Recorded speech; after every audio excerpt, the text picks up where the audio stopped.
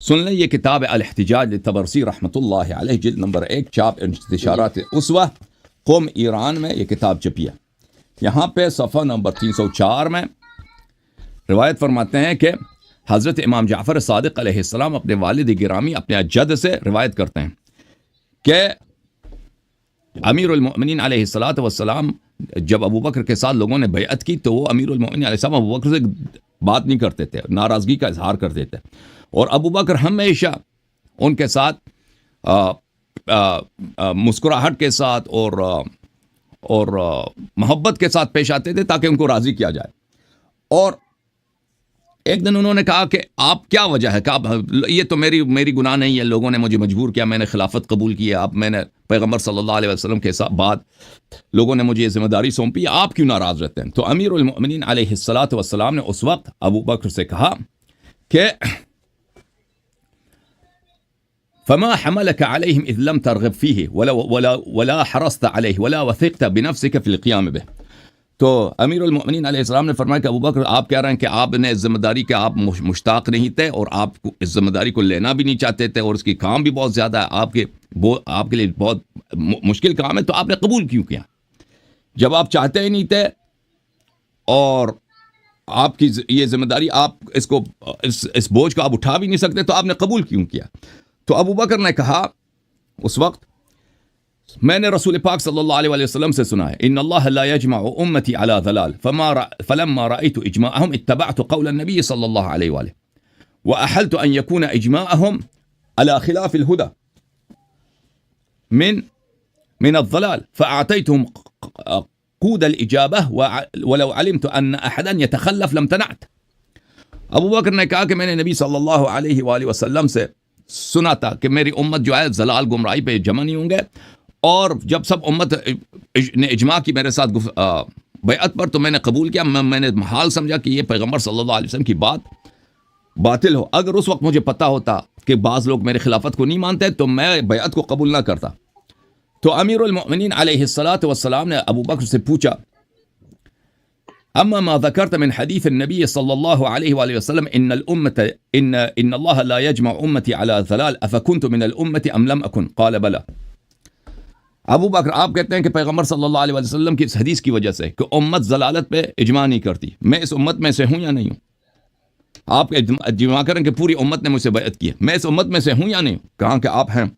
پھر فرمایا وَكَذَلِكَ الْعِصَابَةُ الْمُمْتَنِعَةُ عَنْكَ مِنْ سَلْمَانَ وَعَمَّارٍ وَأَبِي ذَرٍ وَالْمِقْدَادِ وَابْنِ عِبَادَةٍ وَمَنْ مَعَهُ مِنَ الْأَنصَارِ، اس کے علاوہ جن لوگوں نے آپ سے بیعت نہیں کیا، سلمان، ابو ذر، مقداد، سعد ابن عبادہ، اور سعد ابن عبادہ کے جتنے ساتھی ہیں انصار میں سے آپ کے ساتھ بیعت نہیں کی، وہ اس امت میں سے نہیں ہیں۔ ابو بکر نے کہا جی ہاں، وہ سب اسی امت میں سے ہیں۔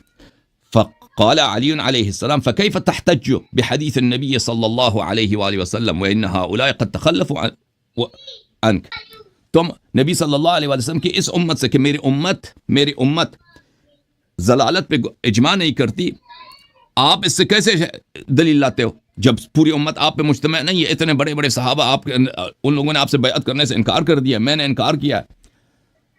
اچھا، پھر ابو بکر کے ساتھ بات چلتا رہا، میں پورا حدیث آپ کے لیے نہیں پڑھتا۔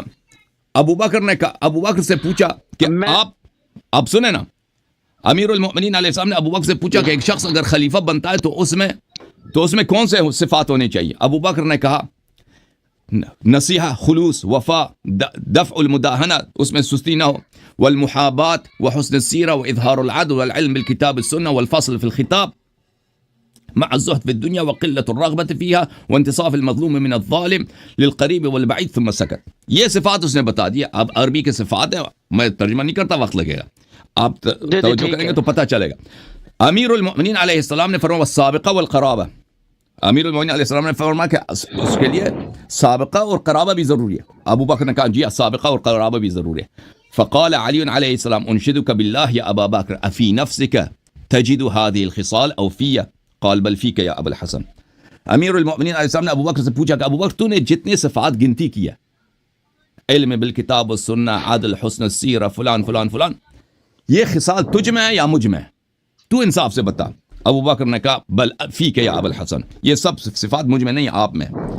قال فأنشدك بالله أنا المجيب لرسول الله صلی اللہ علیہ وآلہ وسلم قبل ذکران المسلمین ام انت. اے ابو بکر مجھے بتا دے کہ جب کوئی دنیا میں کوئی مسلمان نہیں تھا، پیغمبر صلی اللہ علیہ وآلہ وسلم کے ساتھ کون تھا سب سے پہلا ایمان لانے والا کون تھا؟ کوئی مسلمان ان کے ساتھ نہیں تھا. قال بل وہ آپ تھے یا میں تھا؟ ابو بکر نے کہا بل انت، آپ تھے.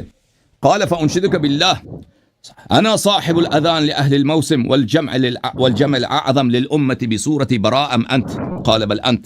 اے ابو بکر مجھے بتا کہ اس وقت جب رسول پاک صلی اللہ علیہ وسلم پہ سورہ براء نازل ہوئی کہ مکے میں آپ جا کے اعلان کر رہے ہیں کفار مشرکین کے درمیان جا کر موسم حج میں کہ اس کے بعد یہاں پہ مکے میں کسی مشرک کے آنے کی اجازت نہیں ہے. اور اس زمانے میں مکے میں مشرکین کی اکثریت تھی اور جو شخص اعلان کرتا اس کے قتل ہونے کا بھی امکان تھا. وہ کون تھا جس کو یہ اعزاز ملا کہ مکے میں جا کے اعلان کرے؟ وہ آپ تھے یا میں؟ ابو بکر نے کہا بل انت.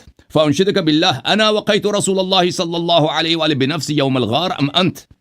ابو بکر مجھے بتا کہ رسول پاک صلی اللہ علیہ وآلہ وسلم کے بستر مرگ پر کہ وہاں پہ شہادت نصیب ہوتی ہے، شب ہجرت اپنی جان وہاں پہ سینے میں جان وہاں پہ تلواروں کے نیچے لٹا کر وہ کون تھا جس نے رسول کی جان بچائی؟ وہ آپ تھے یا میں تھا؟ اچھا یہ روایات بہت زیادہ ہماری کتب میں، اور ابو بکر کی مذمت اور امیر المؤمنین علیہ الصلوۃ والسلام کے مختلف الفاظ اگر آپ اجازت دیں تو میں آپ کو بتا دیتا. میری بات سنیں.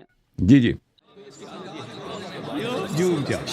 جھوم جاؤ پرواز کرو، کیوں فخر سے سر اٹھا، کیونکہ اللہ تعالیٰ نے تمہیں انتخاب کیا. صراط حق پر صرف تم ہو، صراط ایمان پر صرف کیا، کیونکہ اللہ تعالیٰ نے تمہیں انتخاب کیا. صراط حق پر صرف تم ہو، صراط ایمان پر صرف